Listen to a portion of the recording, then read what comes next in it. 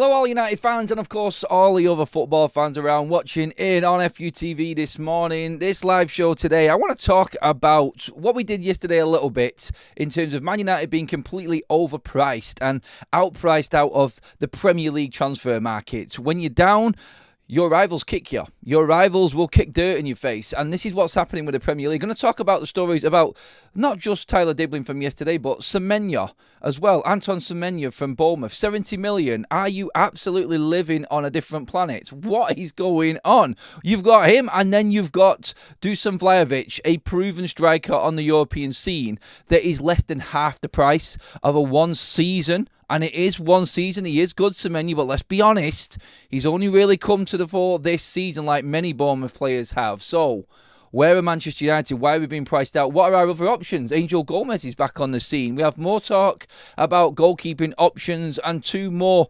well, not two more, one that we know about and one more that's been brought up on the scene today. But it does look like Manchester United are closing in on their goalkeeping target as well. We want to talk about that. We also want to talk about how Liam Delap has been told not to move to Manchester United and not make that big move either.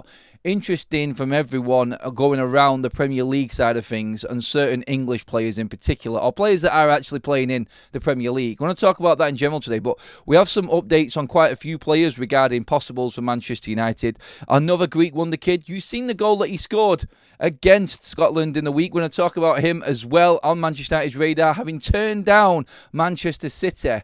Not for us, thank you. Better prospects elsewhere. Is it United? We'll talk about that. And of course, we'll get into the live chat and get all of your comments on this early Thursday morning, 27th of March.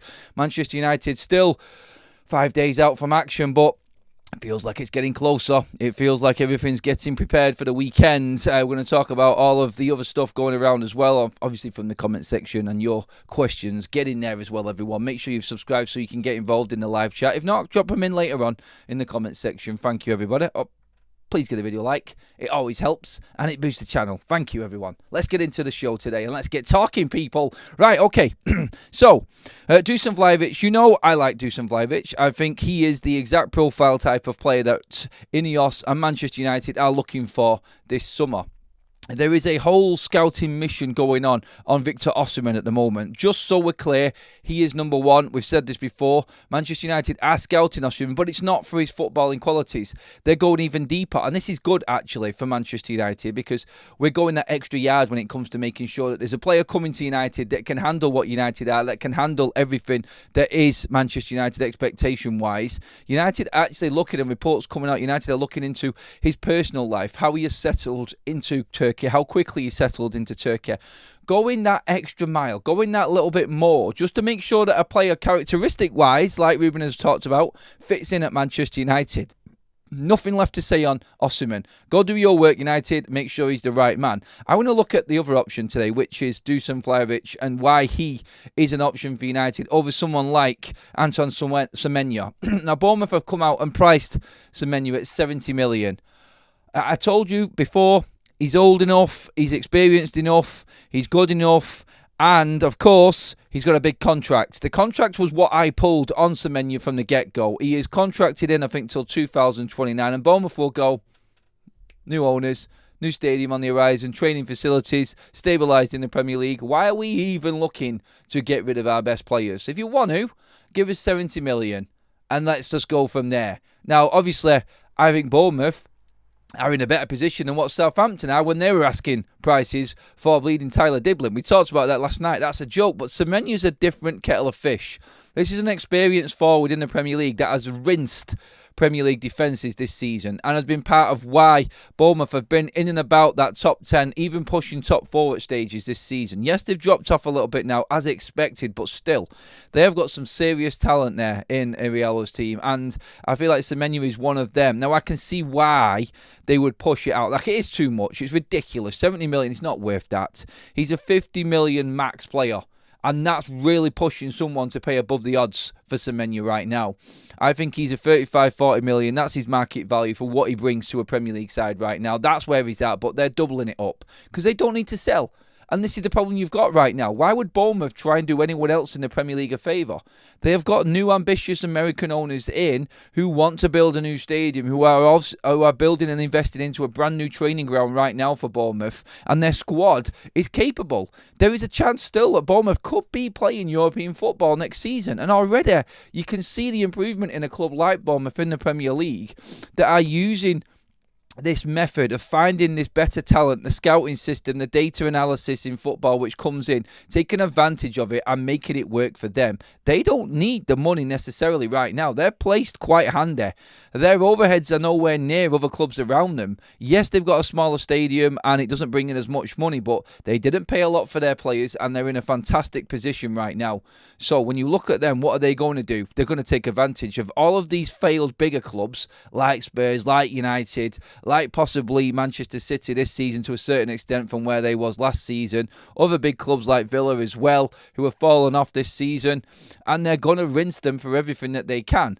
I said yesterday, Southampton can't even come near the argument. They're just ridiculous. They're relegated, so forget them. But Semenya and Bournemouth, I see it. I see why. It's still a problem though, and it's an issue for Manchester United. So when you've got no money, when you've got no guaranteed football in Europe next season, what do? You look elsewhere. You have to look elsewhere.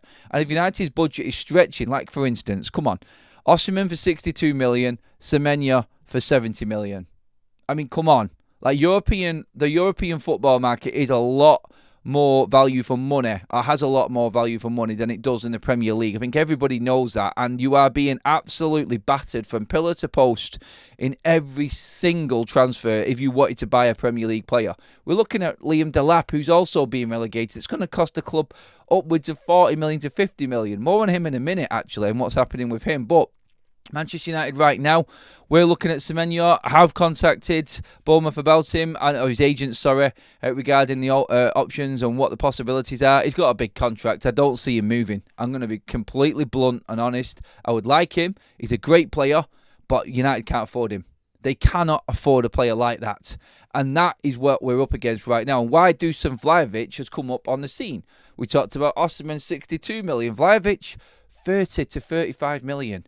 1 year left on his contract. High wages at Juve, but his wages are coming down. He knows this. We've spoken about this before. Manchester United need to be in. And the talk is that Vlahovic is a real option for Manchester United. He is actually going to be one of them players that United are looking at going into this summer transfer window. And this is the story that's come out of this right now. We talked about this the other day, actually, alongside Osimhen being a better option. But Vlahovic, realistically for Manchester United, ticks every single box. We can negotiate his wages down. We know that. He is open to the move. Manchester United are a club to watch in the race for Dusan Vlahovic, who will become available in the summer for around about 40 million euros. There's that price tag again. This is an experienced, high-scoring striker. He is one of many strikers Manchester United have on their shortlist this summer, and that's come from.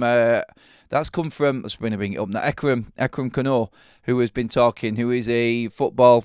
I don't think it's so much a football agent, but a football transfer specialist who works for quite a few people, including BBC and ESPN. He's all over the news constantly when it comes to transfer speculation. Not saying he's right all the time, by the way, but when you look at this story, when you look at Vlahovic and you look at the options that Manchester United have elsewhere, it makes complete sense.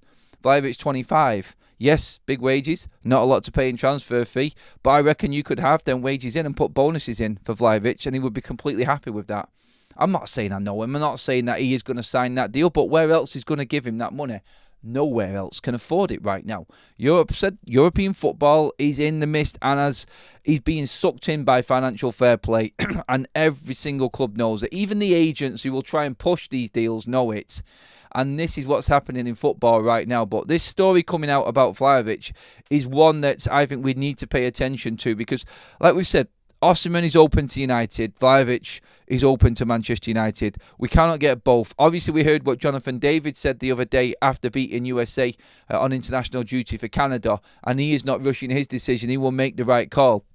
United have a lot of eggs in different baskets right now.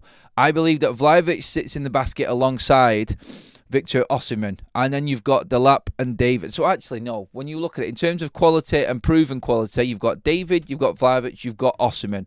All completely gettable for Manchester United this summer. And Manchester United's top 3 targets. I think that, from the reports that have come out, is quite clear, to be fair. And I think they are all going to improve Manchester United if they come in. And then you're looking down from that. Then you've got the likes of Liam Delap from Ipswich and other strikers that could possibly be coming into Manchester United. But they're all of the younger category. United, in their financial situation, have to be looking at someone like Vlahovic and go, okay, it all depends on players leaving. Massively on players leaving. And there's a new story every single day in one different tabloid or on a website somewhere, a football website, on Manchester United's list of players that are leaving. Today's story was dissecting Erik ten Hag's mistakes, all of Erik ten Hag's signings that are leaving.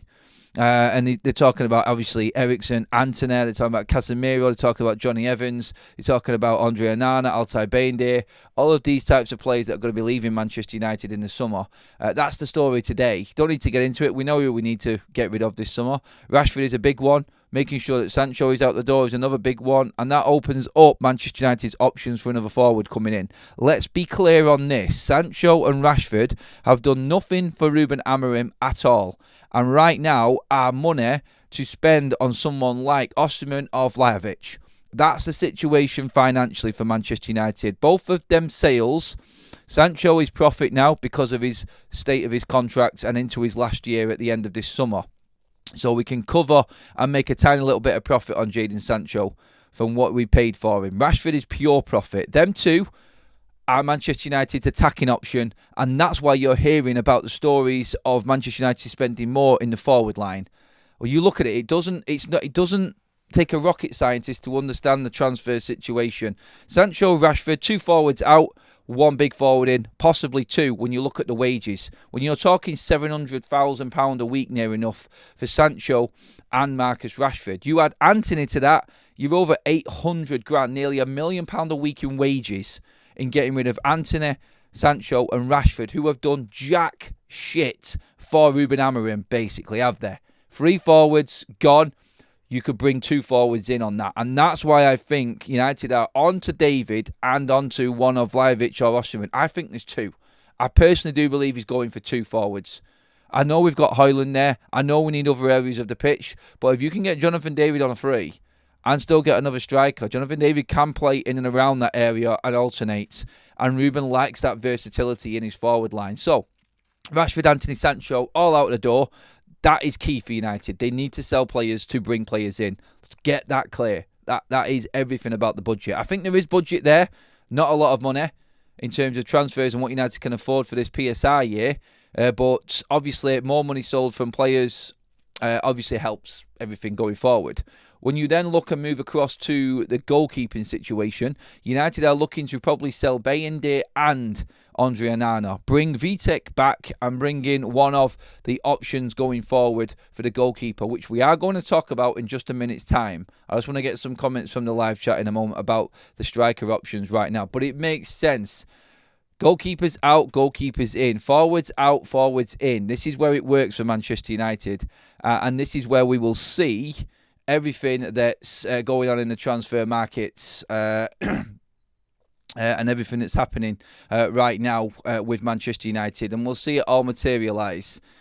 Let's just have a quick look at what is going on in the chat and what's happening right now. And everything going on with Manchester United, I think, in the transfers has got everybody talking. But first of all, what the hell? I've just noticed right now, £300 super chat from Block.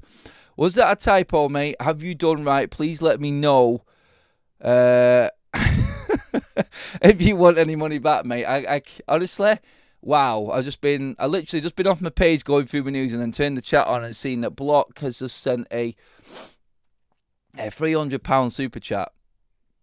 I don't know what to say, honestly. All of the work and the hard work going into the channel and things like that, and then getting blown away by super chats like that. Honestly, mate, I cannot. You didn't need to do that, honestly, pal. But That is absolutely amazing. Thank you so much.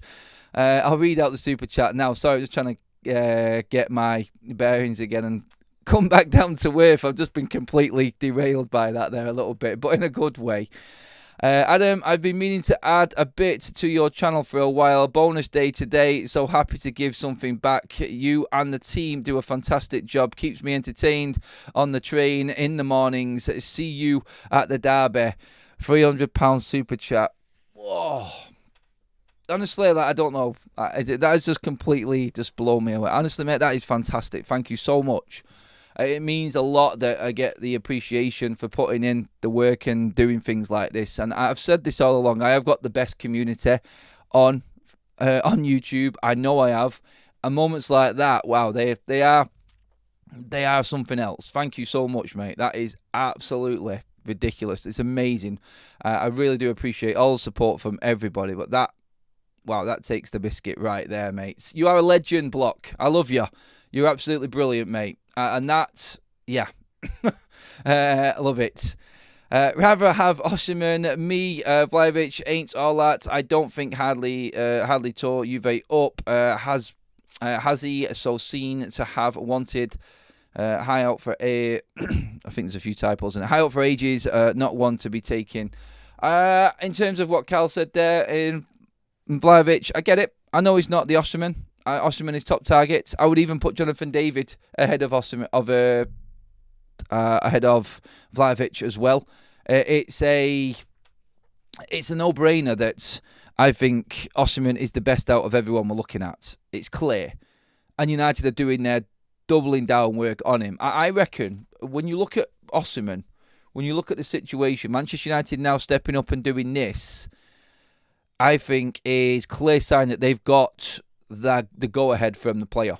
I think United feel like they can make Osimhen happen, which is why we keep hearing about all of the stories of United going that extra yards, the stories about him happy to come to United with no European football. There will be a structured deal to bring Osimhen. It would be a huge statement for Manchester United. That alone makes Manchester United top 4 contenders. Top 4 contenders. Yes, I said it. If Osimhen comes in, that for Manchester United is that big. You add 20 goals, 25 goals, which Osimhen will bring, maybe even 30. I know you've got to create the chances. I get it. And I know that there's a system being worked on here, but you are also going to be bringing in other players around him. It's not like you're just throwing him in now and saying, go fix this team. United have started creating chances now. We're starting to get to grips with Ruben's system. We're starting to see what is actually capable in this team with Ruben Amorim. You start to put the pieces in of players that work better in his system and you'll see a difference. I'll say this now, if Osimhen comes to Manchester United, that's us next season challenging for top 4. Sounds crazy, doesn't it? Someone would clip me up on that and say I'm absolutely ludicrous. I know they will, but I don't care. That's how I see it. I see the quality coming through at the back. If United can add into midfield as well, I can see the quality coming through at wing-back areas. We have got capabilities to challenge. We know we have. And you just need that player. If he brings in them 25 goals, that propels Manchester United up into the top 4 chase. I'm not saying definite top 4, but it puts us in there and we can challenge. I'm talking about being within a few points of top 4, I think, with that one signing right now. That's the difference. That's what he brings. That's how good a striker Victor Osimhen is. It's a big statement, I know. It's a massive statement. Ten Hag's problem was recruiting players better suited to other leagues, ill-equipped for the Prem, really poor recruitment. Yes, him and his merry men were really going up. Thank you everybody for putting the messages in on Block Super Chat as well. Absolutely amazing. Again, if you can see that big red mark going through the chat, it's people responding to Block, who's just dropped a £300 Super Chat in this morning, which is absolutely crazy. Honestly, amazing, mate. Thank you. And I will be seeing you. And you should be meeting up with us before the game, mate, so we can buy you a pint. If you want to get into the comments and let me know, mate, we'll definitely meet up before the game. If you want to get there a bit earlier and make a bit of an afternoon of it, mate. So please do. Good morning, Adam. Good morning to you as well, Charles. Keep your comments coming in on these forwards, because I am going to move forward in just a moment, actually, regarding the striker situation. I want to move on to the goalkeepers because we've got more news there.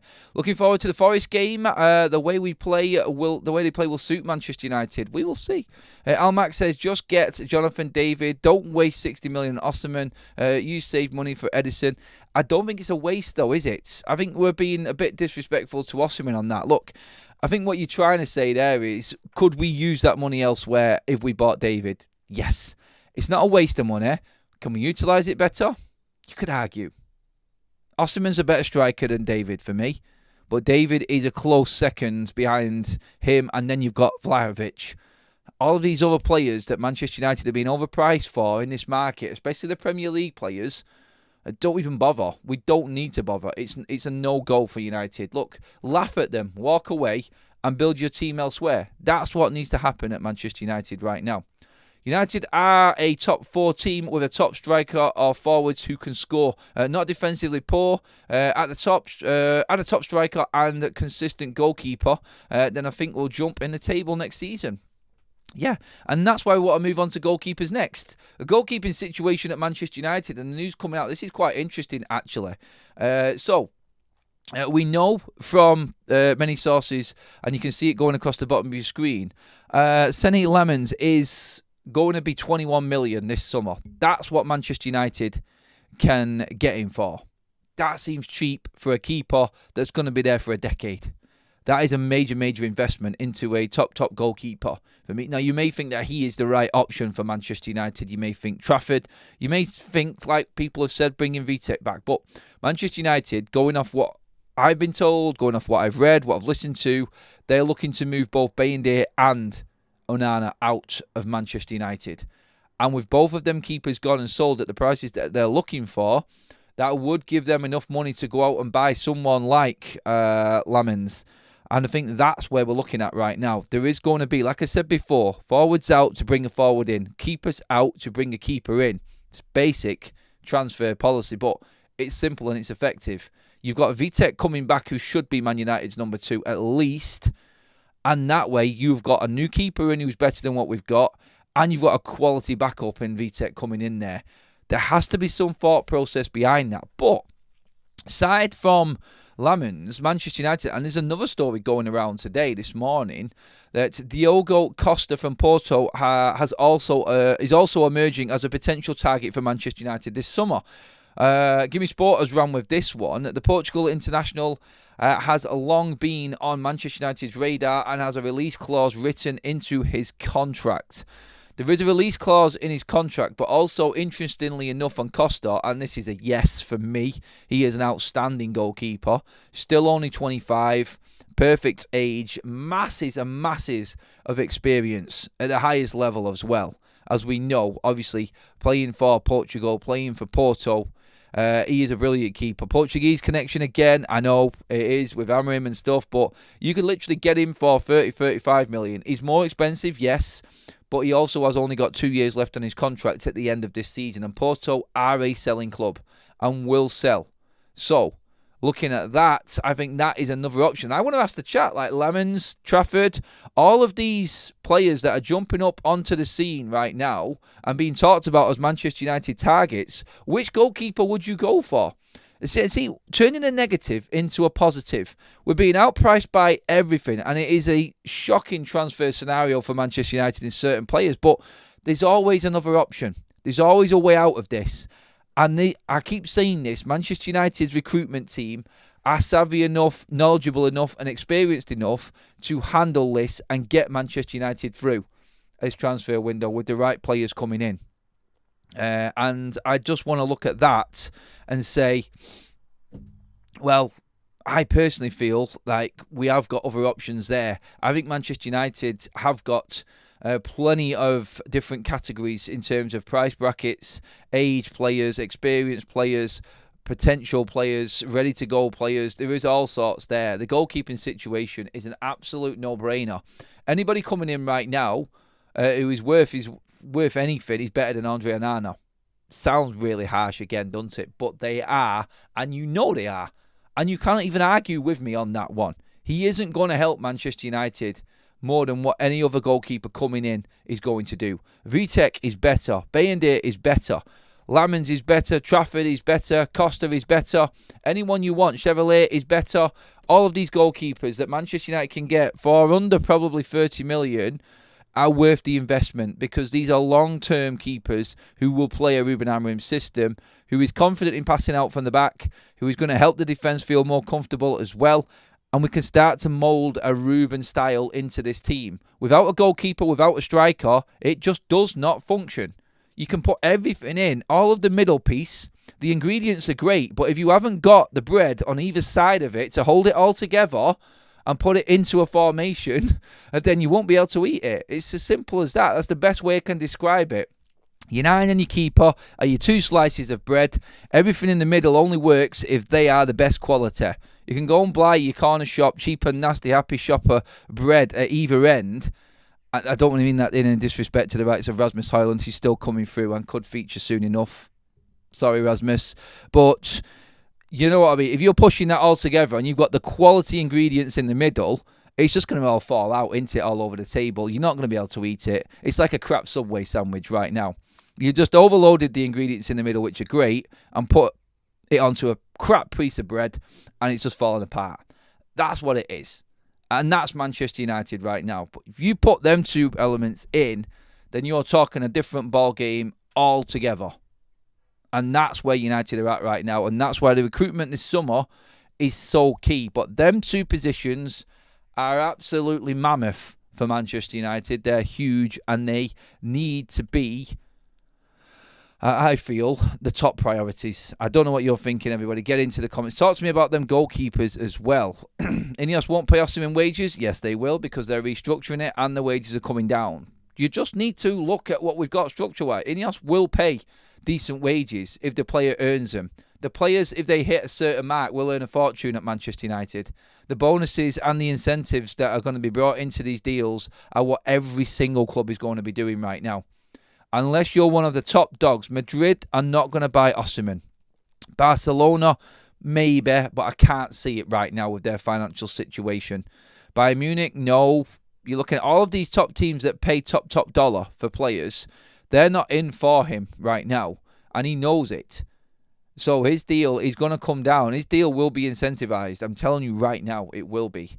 And they will be able to afford him. Very generous, nice gesture of support from Adam's wonderful channel. That was replying to Block's super chat. Legend, mate. And Babs, yes, he is. Top dollar. Charles says, Adam, Osimhen is 26 old. He is not too old for this team as it stands. No, he's not, I don't think. We get maybe 8 years out of him if we are lucky. Look, mate, 5 years is good for a striker right now. Honestly, look at strikers. Look at how long they last. Yeah, you can buy one that does last forever in a day, or you can have a striker that stays. But if you get 5 good years out of Victor Osimhen, that's worth the money. Because what? Yeah, you've got Højlund coming up behind him, who is 22. Below him, you've got Chidowabe, who is 17, 18 next season. You can see what I mean by this. You're buying a striker now to help what you've already bought and invested into, and then you've got a structure in place. Then you've got the next few years of players coming in. So this is an investment for now to help the players that are there as well. Not just one for a single job. This is why the characteristics, this is why the scouting is going into this level for Osimhen like they've not before at Manchester United. We need to be 100%. We're only going to bring in a player at that age if he's absolutely perfect for the role. And I think he is. I really do. I think he is. There has been issues off the pitch before with him. I know. I'm not ignoring any of that. I'm well aware of the issues that Osimhen had. But he has done a lot of good in the community as well, Osimhen, that people don't talk about. His charity work he does over in Africa as well is exemplary, and people just don't want to look at the positives that come with it. They look at the price tag, they look at his wages, they look at issues off the pitch and everything like that. United will be looking into all of this, and they'll be doubling down on their homework of the player. Trust me on this one. They haven't got the money to mess around, and we have got like I keep saying, a proper football structure in place that will look at this now. And that's the difference this time, not like it was before. I totally get why Man United fans are actually looking at this and looking at it scared a little bit. Like, oh, not many years, it's going to be another problem for Manchester United, poor recruitment again. I know, I get it. And I'm like that as well a little bit. But I am slowly being convinced by the people that are working at United right now and what we've done so far business-wise. There's nobody getting over the top wages. There's nobody that's been overly paid for, I don't think. You could argue the point of Lenny Yoro. Literally the only one, really. But he is coming good and getting better, and he's still very, very young. So that investment on reasonable wages going into the next few years is something that Manchester United have looked at, and that's why that deal was done. Lenny Yoro on a 6-year term at 115 grand a week. Yeah, it seems like a lot right now, but in 2 years when he comes of age, and I know that's an if, and it might not, but 2 years when he comes of age and he's 20 and absolutely killing it, and only on 100 grand, 115 grand a week, that deal then looks a lot better, doesn't it? That's where United are at right now. Going to get into more of your chats. We have got more news as well to get through, actually. We wanted to talk about Angel Gomez because our man again, Mr.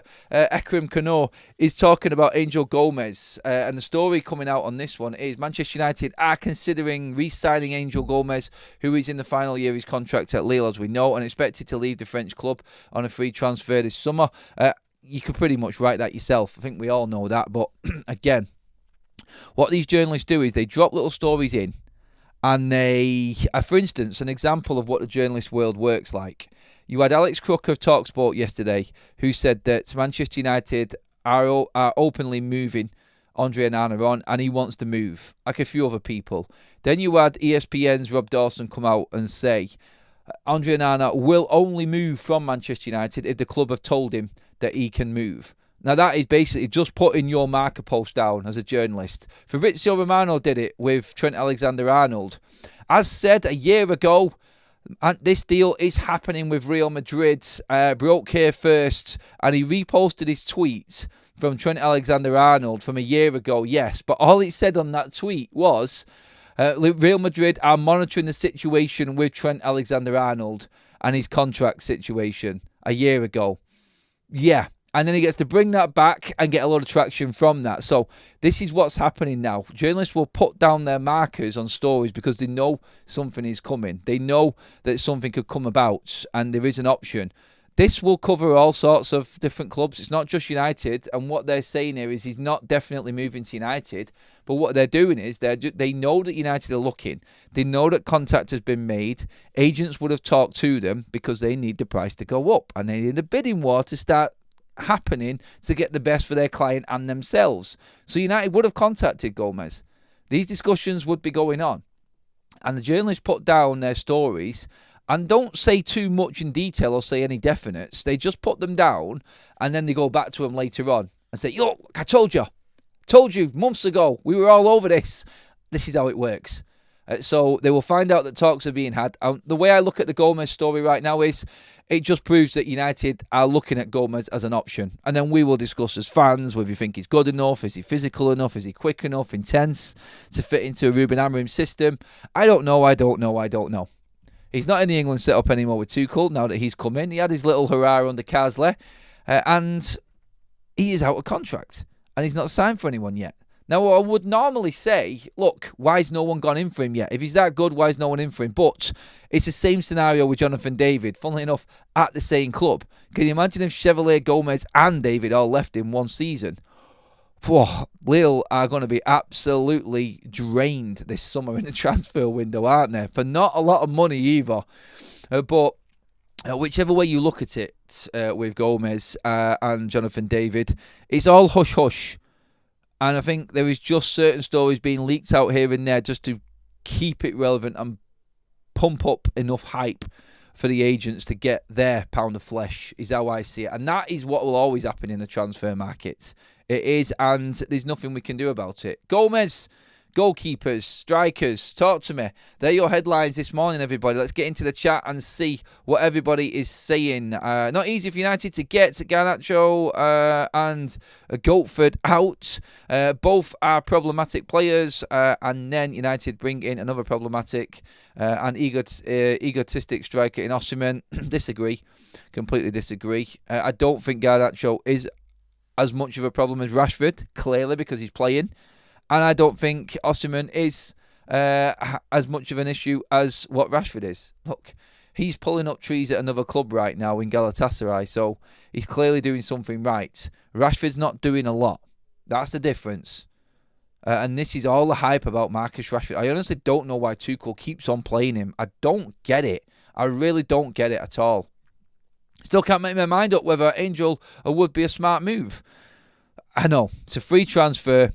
But we've said this before, and where I've talked about the finances and where I've talked about why Manchester United need to be clever, I also am realistic when I say that Manchester United need to bring in players that work for Ruben, not because they're free. Yes, Gomez ticks a lot of boxes when it comes to the deal, but what about the player? Does he fit? That's got to be the ultimate. And you cannot just go and buy free transfer players because they're free. They have to work. I think if you were giving me one example of that, Christian Eriksen worked for United at the time, but I don't think they really thought of where he was going to fit in. Eriksen's played all over the place. And this just shows how much lack of system that Ten Hag actually had for me. Because they were just looking at players and bringing anybody they could in. And Eriksen was that one. I think he was the first one once there to come in for Manchester United. So that, I think, is where Manchester United are looking at this in a different way now. I don't think necessarily that it has to be a free transfer because of the money. It has to still be the right player. And that is that, basically. Please do drop your comments in on the comment section below as well, everyone. Make sure that you are getting your comments across to me there as well if I haven't read your live comment out. We have had a poll running as well throughout the show. Will United kick off the running with a win on Tuesday? 73% of you have said yes on that poll, by the way. That's epic. Well done. Confident Manchester United fan base is what we like. We always do. And yeah, we are now 45 subscribers away from the magical 75,000. Brilliant community, as proven today by the member Block, who has dropped in a massive super chat in appreciation of the channel. I appreciate you all even more. Trust me on that one. You're absolutely epic. The community is immense, and I love you all to bits. And that is our show this morning, everyone. Thank you so much. Sorry if I haven't managed to get to every single comment. We have to get through that. Got a few things I need to sort out this morning now, and then I will be back later on. So please do hit me up with any of your comments below. Give this video a like. We have passed over that 200 live mark. Again, everyone, thank you so much. You are all legends. I will see you all later on as well. Have a great day, and